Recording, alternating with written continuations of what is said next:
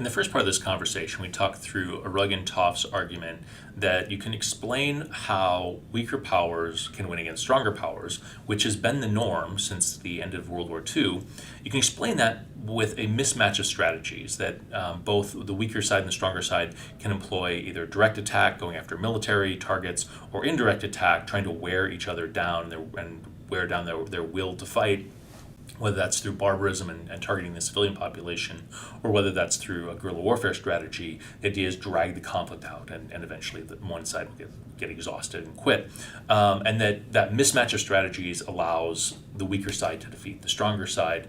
And I want to kind of talk through some of the arguments about why we think that is, or why Toff thinks that is, and also try to get at a question that kind of is in the back of my mind about this, which is, why has this changed over time?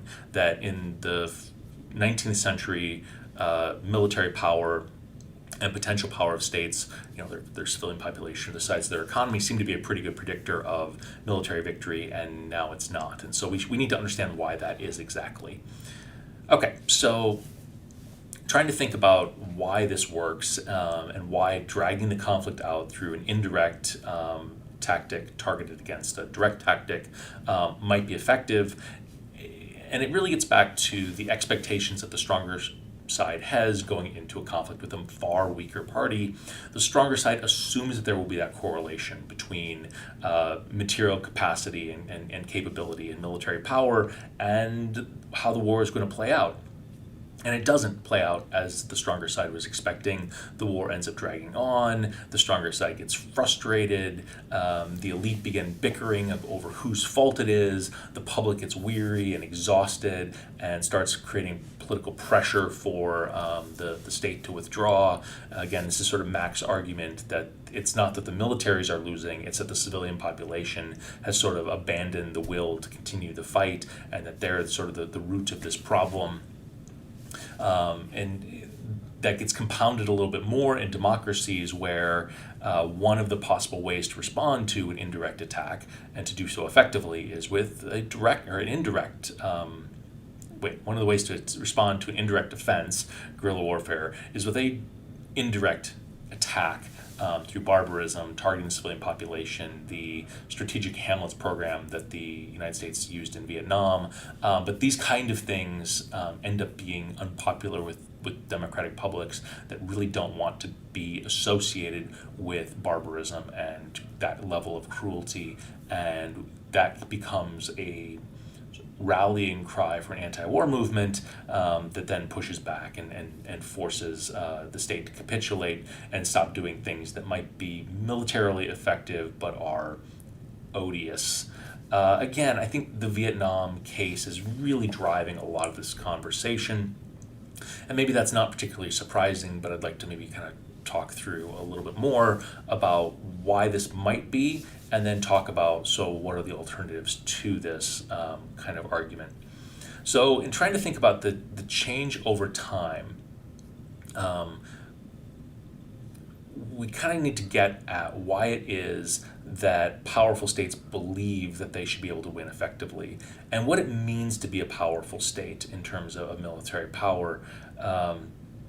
And so coming out of World War II, this was a conventional war, and the United States and other great powers were geared up to fight a conventional war, and it was the first fully mechanized war. I mean, I think the United States was the only country that was fully mechanized, but it really showed that in order to fight wars against conventional adversaries, you needed a highly mechanized, highly technical, highly capital-intensive military to support infantry, and to combine all the different components of military power to be able to use them effectively.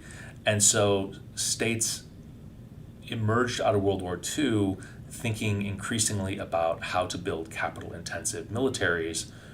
By contrast, weaker actors came out of that World War II experience having learned from Mao Zedong, who demonstrated that you can use an asymmetric guerrilla warfare strategy to defeat a much stronger power, in this case Imperial Japan occupying mainland China, and then eventually, after Japan is forced out, against the nationalist forces of Chiang Kai-shek. So there's a demonstrated example that this indirect strategy can be effective at against a much stronger foe. In addition, over the course of the 20th century, barbarism targeting the civilian populations becomes increasingly distasteful. The civilian population was targeted by both the Axis and Allied powers in World War II.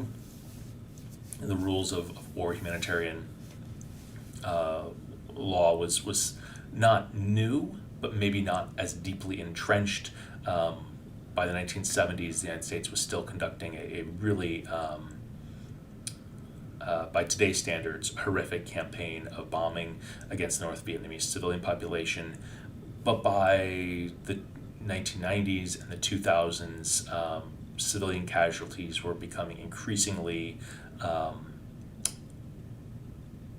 don't want to say taboo, because we have seen barbarism used in campaigns in Darfur and in Syria, but increasingly distasteful to a large chunk of the world population, and a source of great criticism. Sometimes people attribute this to the CNN effect, that the images of barbarism are much more visible than they would have been 50 years ago, and certainly more so than 100 years ago or 150 years ago, where people's ability to get access to information about what's happening around the world was much more limited and much more controlled. And I would say that effect has magnified even further, where now through YouTube or TikTok you can get borderline real-time imagery of atrocities in conflict zones, and that maybe increases sensitivity to what this kind of conflict actually means for people. We could also point to the rise of democracies as part of the story about why barbarism might have declined in acceptability in the international system. That in democracies, in theory, you have civilian populations that are more reticent to engage in the kind of brutality that we would associate with an authoritarian regime. Certainly, the Assad regime's campaign against cities during the Syrian civil war maybe highlights the kind of lengths that authoritarian leaders are willing to go to hold on to power or to wage conflict, where democracies have tended away from that kind of atrocity, not perfectly, but as a general pattern. So that might be part of it, right? There's a shifting strategy, there's a shifting sense of what works, and a shifting sense of what's acceptable, and that's sort of teeing everything up for powerful states to engage in direct attack and weaker actors to engage in indirect defense, which Toff says will favor the weaker side. Another part of the story might actually have to do with that trend toward mechanization in militaries, that mechanization is really good in fighting against other state actors. It makes troops mobile, it allows for maneuver warfare, it allows for them to destroy more stuff and target things at a greater distance and support greater massing of forces quickly through rail and through trucks. But all of that reduces the connection that infantry have to the population. And so what we found is that the more mechanized a military is, the less effective it's going to be in a counterinsurgency campaign, in trying to counter a guerrilla war campaign.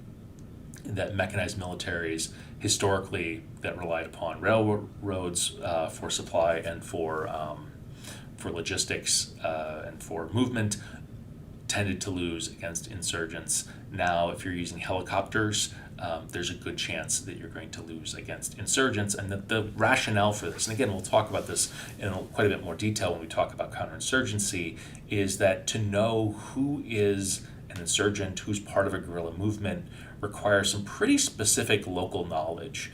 And in order to acquire that local knowledge, you have to kind of be on the ground, and you have to be within the civilian population.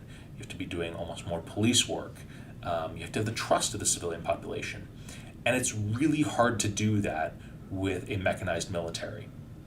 It's really hard to do that when you're thinking about, I have these trucks and I have these ammunition dumps and I have these tanks I have to protect, and we have fuel depots, and we're building a large compound and we're fortifying that compound. And that kind of strategy of counterinsurgency creates a separation from the civilian population and the counterinsurgents. I've contrasted this with the kind of approach that was taken by Ethiopia when it invaded Somalia to oust al-Shabaab in the 2000s. That Ethiopia didn't sort of set up military bases. Instead, it gave its soldiers an allowance and said, here, go rent houses out within the city, or rent apartments or rent spare rooms out within the city. And suddenly their soldiers were dispersed among the civilian population, which made them vulnerable, but also meant that they were paying rent to a family, and that family maybe had an interest in continuing that rent payment. And so when the Ethiopian soldier steps out the door in the morning, the 10-year-old kid in the house sort of tugs on the sleeve and says, hey, don't go that way, that way's better.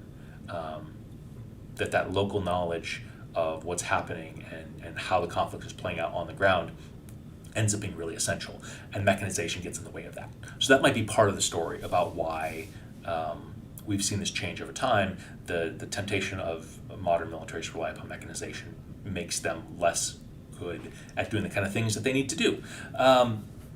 And so what the puzzle becomes, if you buy this story that Toft is telling, and if you buy the story that Mac is telling, that barbarism is unacceptable to democracies, then the question is, how do you defeat an insurgency? How do you defeat a guerrilla war campaign that's trying to drag the conflict on and trying to make it difficult for you to bring your overwhelming military power to bear? And this is me teeing up our counterinsurgency conversation, because the trick is going to be finding an acceptable way of destroying an adversary and preventing an adversary from being able to continue fighting in a way that is palatable to the larger civilian population that is supporting the war effort.